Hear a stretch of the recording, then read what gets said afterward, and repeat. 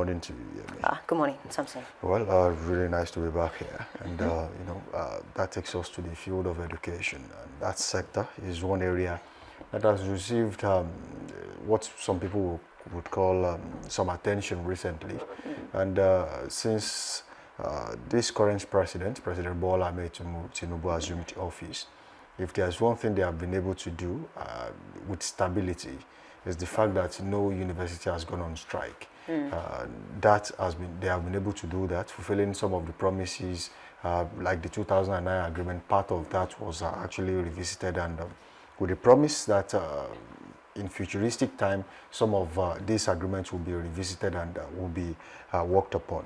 However, things took a new dimension yesterday, as they are saying the federal government is actually pushing them towards where they would love to go on industrial action to show their grievances towards some of the promises made to them that has not really been fulfilled.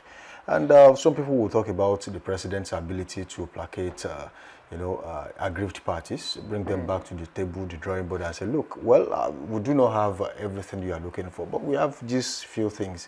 You could manage this for now, and then much later we'll talk about other things. That he has been able to do in his political party, and I think that is the same idea he's been able to use in ministries, MDAs, and parastatals to make sure that things are going on smoothly, at least to some standard. However, this might just be a problem waiting to happen, because if talking about education, there has been no blemish on this administration when it comes to going on strikes and industrial actions, but this might just be the beginning. Will the president be able to sort this out just before they go on strike is another big question people are waiting to answer this morning. Exactly. Just like you mentioned, I think one of the great things that this administration have been able to achieve in the last 3 years is making sure that, there's no strike, across the federal universities. And then they bragged about it several times. So and maybe that's why I think they should really, find a way to speak to these people. I mean, the ASUU committee, to make sure that this strike does not happen. Because ASUU is saying, all this that you're doing will lead us into another long strike. And then I remember there was a time in this country that students in federal universities would pray and say, we need, just give us 2 weeks strike or just 1 month. We just want to clear our head. We are tired of this school. We are tired of assignments and things like that. But now students are praying that we don't even want 1 week strike. Because why? Most of them, the ones that are even in uni now, are quite lucky. Unlike 5 and 10 years ago, you can not really use 4 years. Your 4 years can never be 4 years. If it's not 5, it's going to be 6. Some persons even spend 7 years in school studying a 4-year course. So basically, I think the federal government, should actually, do more. They've been trying to put, several things in place, but then I think they should do more. And how are they going to do more? They fulfill part of the 2009 agreement, which several administrations could not actually fulfill. And I think they just need to complete that. And then ASUU is also complaining about the 2025 agreement. So there was an agreement that was reached last year as well. So they are saying the federal government is yet to actually come through for them in that area. And then another thing that ASUU is also complaining about is this IPPIS thing. They still want the federal government to work on it, because one of the arguments that the federal government brought to the fore is that some lecturers are actually working in Nigeria, and they are still working for other foreign universities abroad, and so they are collecting dual salaries. Not even abroad. Some of them are lecturers in a particular university, and they are guest lecturers in other universities in Nigeria. Yeah. And they even work contract jobs with private universities. So these are the complaints the federal government are having. And if you are going on IPPIS, it means that it's an integrated payment system where you can only be paid once by the federal government, and the rest maybe to be considered as free service. Exactly. And then there's also some of them who are even students might just not want to come out to talk about it. There are some lecturers who will not be available for, let's say, 6 months, and then they'll come and they'll travel abroad, have their lectures over there, and they'll still come down. And there's still some who are still doing both jobs, like 2 jobs in Nigeria, just like you said. So the federal government tried to work on that to reduce that to the barest minimum. If you want to move to private university, move there. If you want to move to abroad to go and lecture, also move there. I remember in 2020, even in 2021, after the COVID era, a lot of lecturers actually left Nigeria for good and said, we are done here, we have better offers over there, and so they left. And then one more thing that ASUU is also complaining about is the fact that the Minister of Education, Tuji Alausa, said that they want to put an end, they want to scrap certain courses in the universities, especially in humanities and social sciences, because they feel those courses are not really relevant in today's Nigeria, exactly. And they feel those courses have rendered a lot of youths jobless. Courses like psychology, these are some of the courses that we mentioned, linguistics, and as we say, these courses are relevant to the society. You can't just wake up one morning and say you want to scrap it. I did see that I've listened to some persons who study certain courses and then few years later they are regretting, why did I actually study that course? I could have just learned a trade or something, because at the end of the day they are unable to do something with that course. But then is it just because of the course alone, or because you don't really know what you want to do? Because at the end of the day you can study a course and you might not really do something in that line, but you can use that knowledge, because no knowledge is wasted in life. Because I think the reason why some persons will opt for certain courses that are not so popular is because the one they want, they could not get it, maybe due to cut-off mark, and then they don't want to sit at home for another 1 year. So they will decide to, let me just take this course. Maybe at the end of the day, I can transfer to another department, but it's not always easy. Out of 100% students who wants to transfer from one department to the other, especially people who want to move from, let's say, maybe mass communication now to some professional courses like maybe law or things like that, or people who want to move from biochemistry to medicine and surgery, it's hard to actually do that. I'm not saying it's not possible, but you have to have a certain grade, and then it's competitive, because you that want to cross, there are over 100 persons who are coming from maybe nursing, coming from other departments, coming from mathematics, who also want to cross to medicine and surgery. So the competition is intense. So at the end of the day, if the federal government wants to put an end to certain courses, there should be a kind of agreement, with ASUU. It should not just be like, you want to impose certain things on them. I mean, they understand the business much better. I'm not saying the doctor does not understand too, but then they should agree and not just try to put an end to certain courses, basically. Well, that being said, I think the federal government, or just like you mentioned, should have done a lot of consultations, especially with people who are directly involved and will be directly impacted by it, by the decision they are about to make, and see exactly what their opinions are. And just recently I was talking to someone and said, look, if there's any course that you are going to the university to study and someone tells you, oh, you can work anywhere, you should be careful about selecting or choosing that particular course. Yeah. But unfortunately, most people just want to leave their homes. They would just want to go to school. Just like you mentioned, they would think of crossing from one department to the other maybe much later. And unfortunately, it's not that easy to achieve, especially in the Nigerian university system, where there is this bureaucracy around some administrative works in some universities and polytechnics in the country. So it might not be that easy. However, we can always find a way around all these things. We cannot always push things to the extent where the only result or resolve is to go on industrial action.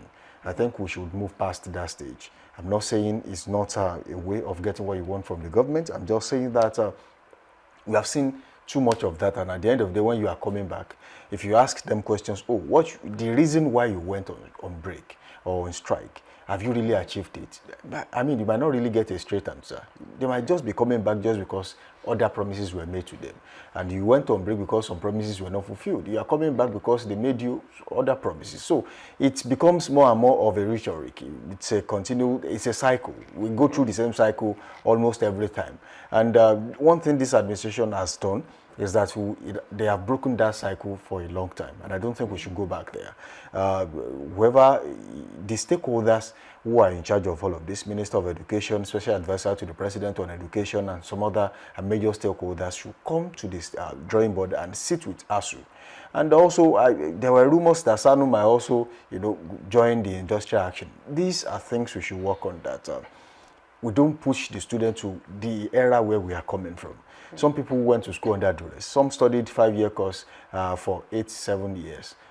I mean, I used to have pity on some students who actually went to Lautech, for example. Yeah. They went through what people on the street would call shaggy. Yeah. They saw a lot. Some of them will be home for over a year, sometimes 6 months, all in the name of, there are things that should be done that are not being done. And that is not limited to Lautech alone. A lot of institutions went through that, especially during some administrations in Nigeria. During President Muhammadu Buhari, we saw a little bit of that. Goodluck Bello Jonathan administration, yes, we saw a lot of that too. And one would say that Nigeria should now get to a stage where things can be done without having to go on industrial actions, without having to ask for it. There are some things that you do with intuition, you do with understanding of evolution, that we are evolving and we have gotten to a stage where we should do this, and not until when people who are actually involved are asking questions about why have we not done this. I think there was a time we were talking about how universities were being funded, and someone was asking questions, oh, do universities also make money? And when they make money, what happens to these monies made by the universities? Why do we have to get counterpart funding from the federal government if you're actually making money in these universities? But then a lot of explanations were made, and the overhead cost of running a university, was taking its toll on all these universities, and the federal government had to come in. The state government also had to come in. But in all of this, the students will have to bear the brunt if care is not taken, because there will be delay in academic calendar, which we saw in time past. I just mentioned some people had to study 5 years course for 7 years, some 8 years in some cases, and you still have to go to serve your country. So approximately 10 years spent on a 5 years course, that is a no-brainer. It should not happen to anyone. It's a total time wasting. If you studied abroad, all these things could have been sorted out maybe in 3 years or less than 4 years. However, Nigerians are still going through that kind of situation. Then we are joking or toying with loss of academic motivation for some students.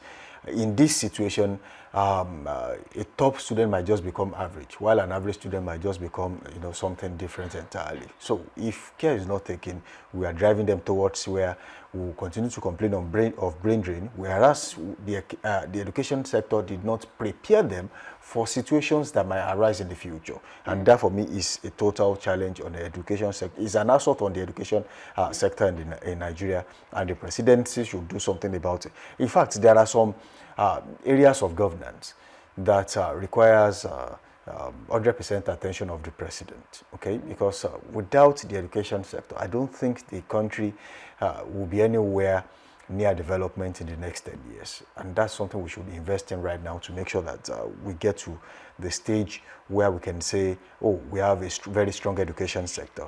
And, I just mentioned loss of academic motivation, which also leads to psychological and emotional vices and some other things like that. People will get to a stage where everyone has a breaking point.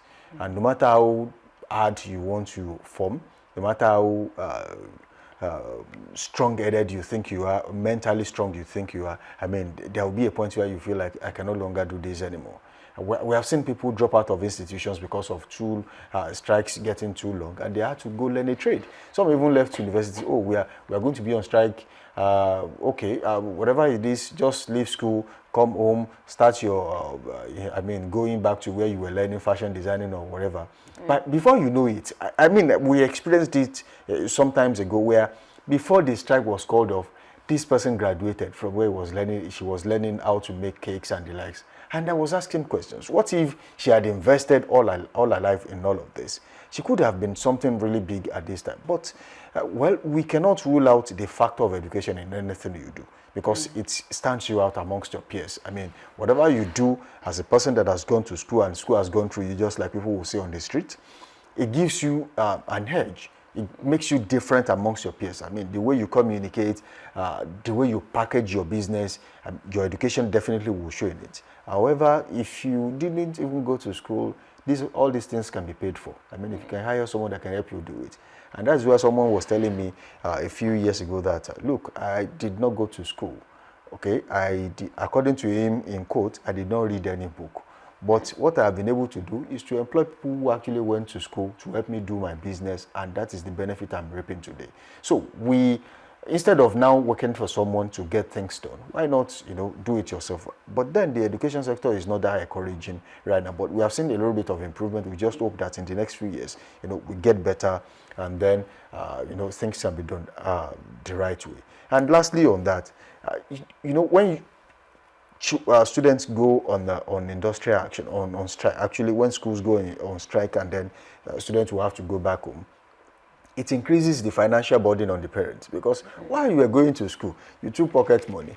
when you are coming back, I don't think there has ever been anyone that said, oh, the pocket money you gave me when I was going to school remains maybe 10,000 naira. It's not possible. I mean, Yemi would understand that because she's done that a couple of times. So it's a it's a challenge. It's a burden on the parents, because when you come back home, you automatically become another mouth they have to feed at home, and that does not stop them from giving you pocket money when they leave for work every morning. So that, for me, is something that if we are not going to run these families aground, we should make sure that wherever they are spending money, there should be a result they can be proud of, and that is my own submission on that very one. Exactly. Let me take it from the point of the universities. I think they make money. They have sources of generating internal. Some even have revenue. Businesses. Exactly. Look at UI, for example. They make water by themselves. I think they make bread.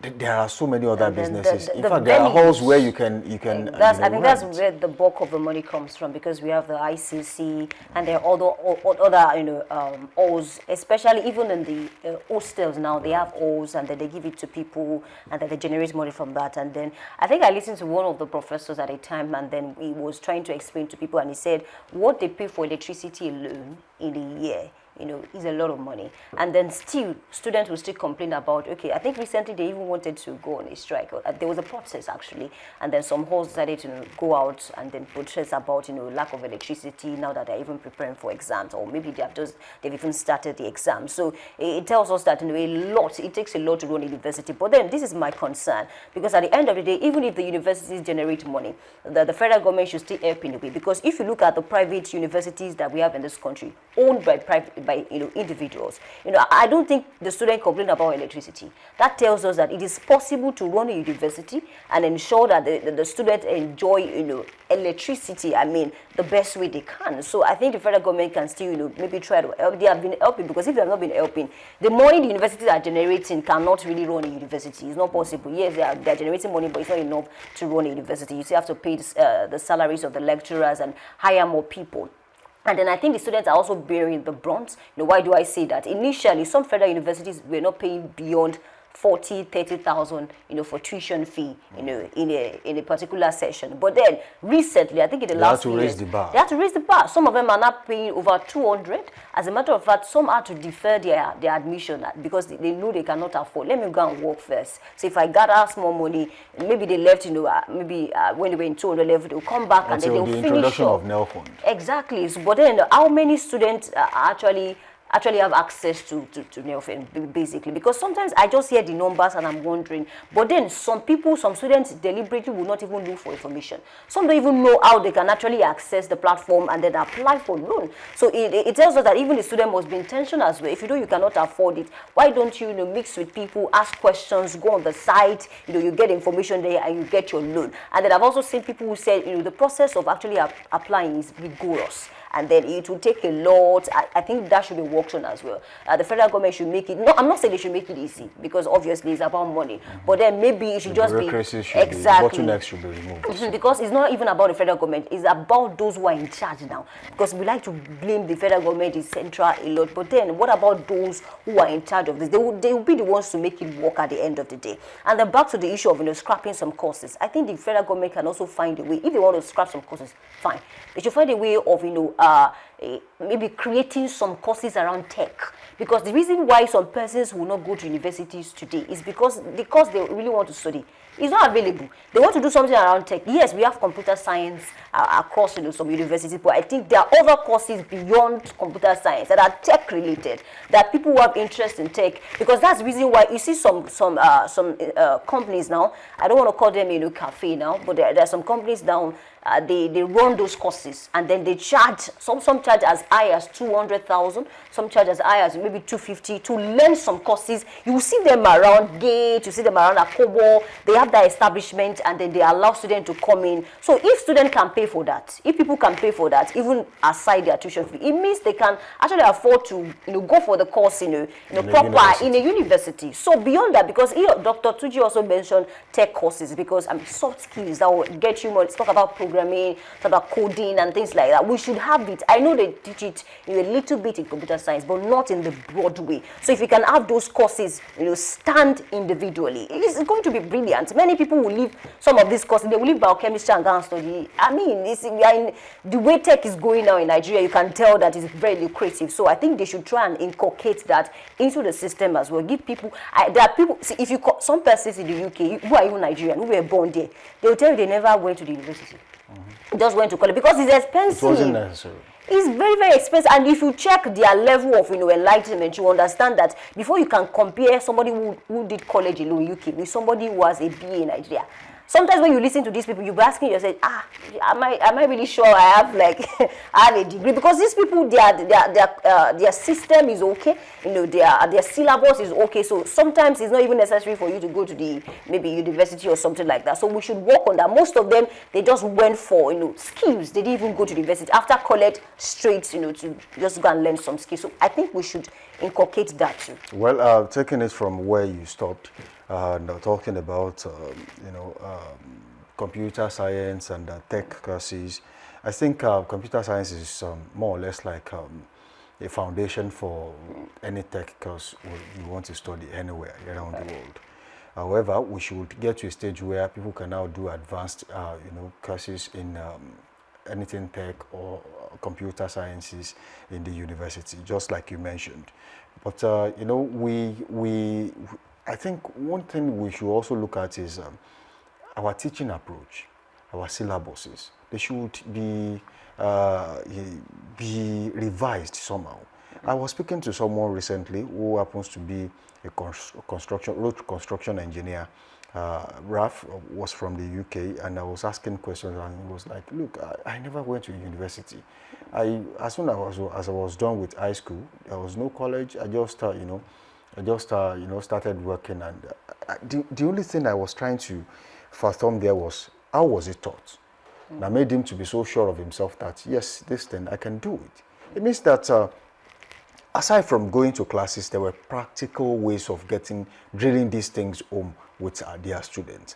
And if you still check some of our schools today, you realize that lesson note of about 10 years ago is still being used. All they have to do is to come to class and say, look, you are doing this today, you just copy and paste, and that's it. You explain a little bit and then you leave the class.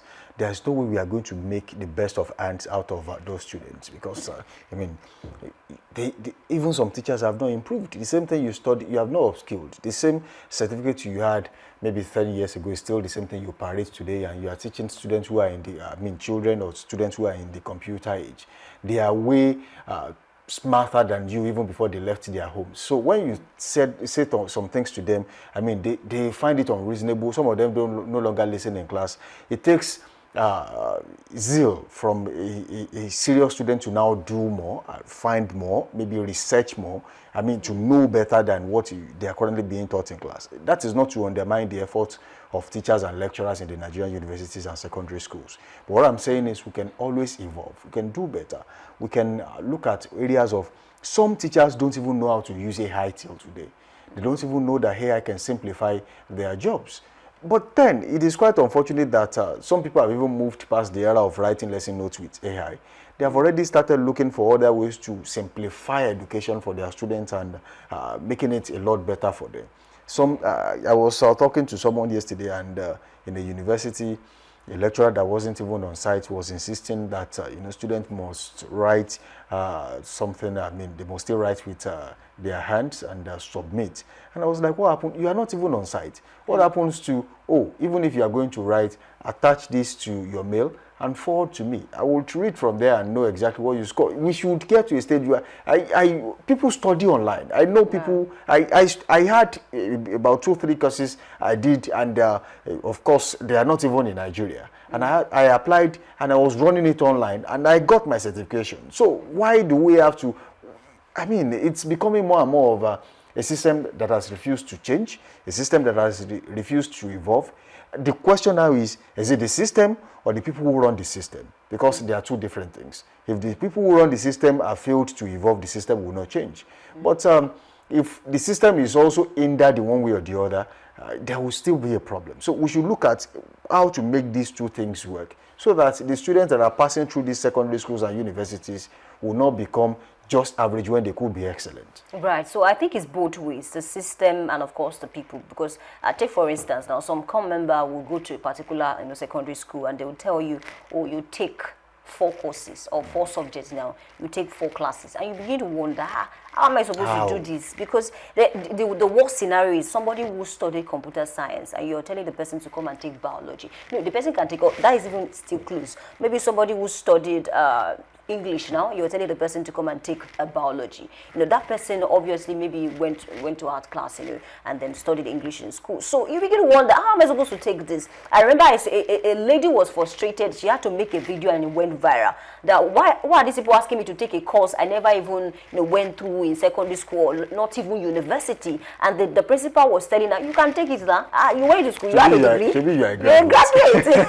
You don't know that you might sabotage the future of those young kids. That's why I said in China, for instance, I see videos online, and you discover that they teach mathematics using their language, indigenous language. The reason why some persons will never understand mathematics till tomorrow is because the grammar is too much. Take so there are some topics in mathematics, even for elderly ones who are advanced. If you don't understand English, you are going to fail that question, even in white. Take bearing, for instance, too much grammar. If you can't interpret the question, there's a problem. You cannot solve the question. So I think, I'm not saying we should not use English to teach mathematics, but maybe we can simplify it. I used to have a maths teacher that would, come to class. I will remember his name. He would come to class, he would talk to himself for 1 hour, and then leave. And, people were like, we don't even understand the thing. So the last straw that broke the camel's back was when our further maths teacher left the school. Very good man. He was teaching further maths and also taking economics at the same time. Very brilliant man. He would teach you, and then if you fail that exam, you will know that you are the problem. Okay, and the moment that man left, Mr. Nassar, he was from Ghana at that time. The other teacher who was taking math was asked to also take up further mathematics. That was when the protest started. This person has not finished teaching mathematics. You're asking him to further math is advanced, which is advanced. Everyone. It was quite obvious that the management had to say, "Look, wait, we are going to get you a new further maths teacher." I think at the point it was eventually, firmed out to take another subject instead of mathematics, because nobody really understood what he was saying. He was just going to write face the chalkboard all through 1 hour, continue to write, do the magic by himself. And we would be doing that with his textbook glued to his hand, meaning that he was probably also copying and then pasting on the board. And no one understood what he was saying. So we should get to that stage where, and that was, I don't want to blame him for what he was doing. It was still the same method with which he was taught, that he was using to transfer knowledge to other students. How about ways? There was a day I was watching a particular video, and quadratic equation was solved, in a totally simple manner, and I was like, so I wasted all this time trying to understand quadratic, and when it could be much easier like this. It was so simple that I was like, wow. I think, we missed it totally. We could have actually evolved beyond. I'm not saying that, the message they were passing that time was not correct. But we have gotten to that stage where everything is changing. There are different if you are going to a market, there are different ways to enter a market. You don't force that particular way that on people. You can also research and tell them, oh, you can do it this way or this way. Mostly, when people provide a solution to a problem for you, they only give you one-way traffic. That's the only thing I know. But some other people will come and say, look, you can either do it this way or do it this way. It is now your job to choose the complex form or the simpler one. It depends on what you want to do. Maybe you want to do show off and tell your teacher that you actually understand what he's been teaching you. But then, my whole point is that if we research more, if we do the right thing, if teachers evolve, if they also go back to the class and also learn the new things that are out there, it will also help the students they are teaching. You don't bring a lesson note of 10 years and just give it to a student to write on the chalkboard and just explain for 5 minutes and then leave the class. And the next thing you are saying, oh, assignment, oh yeah, tear a sheet of paper, there will be test today. Some even come to class with no announcement about test and say, oh, you are writing test today. I think, yes, we understand that examination most times is not a true test of knowledge. But hey, give these people the opportunity to be able to express themselves the more. And that's my own submission. Anyway. Exactly. Just to conclude, because some teachers who do that in secondary school, they will not tell you, they just give you tests. The trauma now continues in uni. It's more intense in that particular area, because you can just wake up in the morning in the second week of resumption or third week of resumption, and then you get a class and they take sheet of paper and you write. So people are even if you listen to some students, they're exhausted mentally, and then that's why a lot of persons just want to leave. That's why. How about those who attach marks to their handouts? That's another problem. I think a lecturer in one polytechnic in Nigeria, the students have had enough of what he was doing, and then they were mass communication students. You know them now. So they wrote certain things that were very indicting about him, and then that led to his, he was actually expelled. That lecturer was expelled because he would tell you can't join a group. For those lecturers that would tell you, this class you guys will divide yourself into 10 groups. If you don't have handouts in a group, you don't have a mark. That was the kind of lecturer that he was. So he was expelled, and then maybe that gave some sanity to the department for years. I don't know what is going on now, because that was like many years ago. Even mathematics that we are talking about, some students have argued that the example the teacher will use in class is only simple. But when it comes to assignments, you know what? Wait, though. But when this man was in the class, it was simple. How come I'm having issues solving the assignment, basically? I think we just need to do better. Find a way to simplify things to the students, basically. Well, it's a convenient place to leave that particular topic this morning. It is time to help you plan your day and take weather report on the show this morning.